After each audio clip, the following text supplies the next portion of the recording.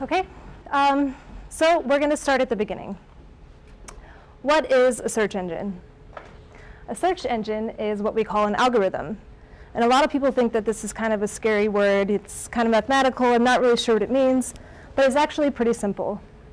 An algorithm is just a set of rules that takes an input and applies those set of rules and then produces an output. So what does that mean for search engines? Your input is whatever you put into your search query. And then those rules are applied to that search query to produce what we call a search engine result page, or a SERP. So this is what Google spits back to you after you type in a search query. There are a lot of different search engines out there. Bing is the Microsoft search engine. Yahoo is very user-oriented. A lot of people who use Yahoo Mail use their search engine. Ask used to be really popular. You know, you could put direct questions in and it would give you some really interesting answers. But over the years, it's become sort of spammy, so a lot of people don't use it anymore. Amazon is its own search engine. If you sell products on Amazon, you have a different set of rules to consider when you're thinking about how people are going to find you on Amazon. This is apparently still used. I don't actually know anybody who still uses it. YouTube, again, this is its own search engine. If you have a YouTube channel, if you have videos posted, there's a different set of rules to consider. DuckDuckGo, very few people know about this search engine. The only reason I bring it up today is because the new operating system for Apple Mobile, iOS 8, they now offer this as an option for people to use as their search engine. And they think that it'll gain more traction as sort of an anti-Google because it's a lot more private. And then, of course, there's Google. As an SEO, my job is to make the best with what I have and to give you the most benefit overall. If you look at the US market alone, Google has 67% of the search market share. The next closest is Bing, and all they have is 20%. When you look on a global scale, Bing and Yahoo have even less market share. And then you've got this other search engine called Baidu, which is the Chinese equivalent to Google. And then if you look at the mobile market share, it's even more staggering. On mobile devices, Google accounts for 83% of searches. So when you take all of that into consideration and you think, how am I best going to utilize search engine optimization, you really have to think about what Google is doing. And in all reality, if you optimize for Google, the majority of that effort is going to translate to other search engines. So when we're talking about Google search, we have to think, what is it that the Googlebot has to go through in order to get an accurate index? There are 510 million active websites, and this is as of the end of 2013, so there's probably more by now. 1.21 billion pages, right? So enter Googlebot. This guy has a lot of work to do. He has to crawl every single website and every single page on that website, and he has to index it in a way that makes sense so that when you type a search into Google, it can bring up a page that makes sense for that search. So every single website he comes to, he has to crawl each individual page, and all the pages those pages are touching, and all the pages those pages are touching, until he gets to the end, and then he has to index all of those pages in a way that's contextual, that makes sense for search. So how do you make search engines work for you?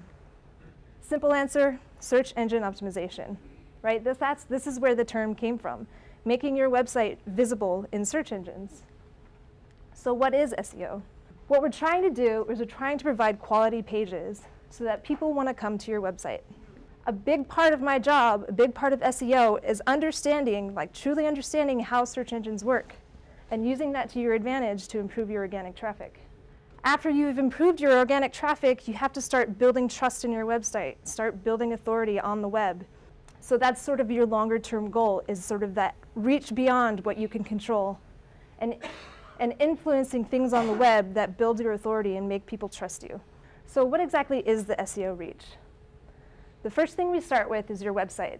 This is your business, this is your brand, this is your content, this is everything that you control. And the things that you can do with your website are these direct signals that you can send to search engines. You can modify your content and modify the brand and the message to send these signals directly to search engines. And then outside of that, we have anything on the internet that has any influence on those signals. And what does that mean? Well, it means kind of everything. You know, people are talking about your brand on the internet whether you instigate it or not. And all of those things influence your SEO and the organic traffic that comes to your website. So SEO myth number one. SEO is separate from inbound marketing. Inbound marketing as a whole should rely on your SEO efforts and vice versa. One depends on the other. So we're going to start with the SEO basics. These are the things that you can control, these direct signals to search engines. So where do you start? You start with your website. You have to build a strong foundation so that any traffic that you do bring in has a good experience while they're there. Things like crawlability. Again, we're trying to make it as easy as possible for the Googlebot to get through your website and index your pages. Keyword targeting. Are you reaching the right audience? Are you presenting your content in a way that makes sense for your brand? And then, of course, quality content. All of your competitors have websites too. You have to figure out a way to make your content a higher quality than your competitors. So what we're really talking about is, first, these things that we can control, these things that we can alter on a daily basis. So first, we're going to talk about crawlability. The first thing I want to talk about is search-friendly URLs. Now, what does that mean? This is kind of a generic URL. I see these kinds of URLs all the time. So if I'm a search bot and I come and I crawl this, I don't know anything about this page. It's not telling me anything about what's on that page. So now I have to reach out and try to find different signals to figure out what's on this page. This is a much better URL. This is exactly what this page is about. All the words are separated. I don't have any mismatch in case. It's all lowercase. This is very clean, very pretty, very organized. Very easy to index. The next thing I want to talk about is a clear hierarchy and good navigation. Well, what exactly does that mean?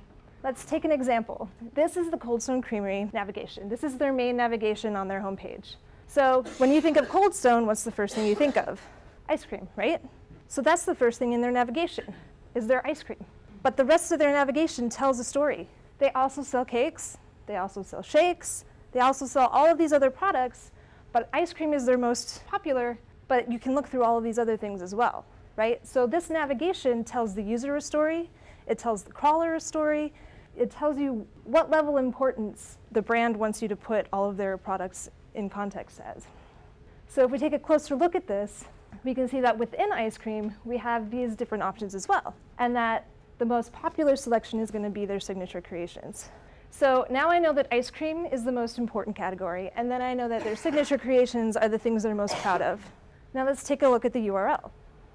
So when I crawl this URL, I can see that there's a folder called ice cream, and I can see that there's a page within that folder that relates directly to what that folder is about. And I will see a list of all those other pages right after it. So this is sending a clear message of what my page hierarchy is to not only the crawlers, but also to the users. And I would take this one step further and separate these words. So if I do a search on Google for ice cream creations, this page comes up as option number 4. And Google's going to tell me why it chose this page. It's going to send me all of these signals by bolding the words that I put into the search, right? So on this page, I can see that inside the URL, inside the meta description, inside the page title, all of those direct signals that I'm sending out to Google, it's now highlighting for you because you put in that search. The next thing I want to talk about is sitemaps. There are 2 different types of sitemaps. You have HTML sitemaps and XML sitemaps. Your HTML sitemap is for your users. It's sort of like a table of contents. You know, you typically see like a footer link that you can click on where you can look at a list of pages that's organized in a way that makes sense. The second is your XML sitemap.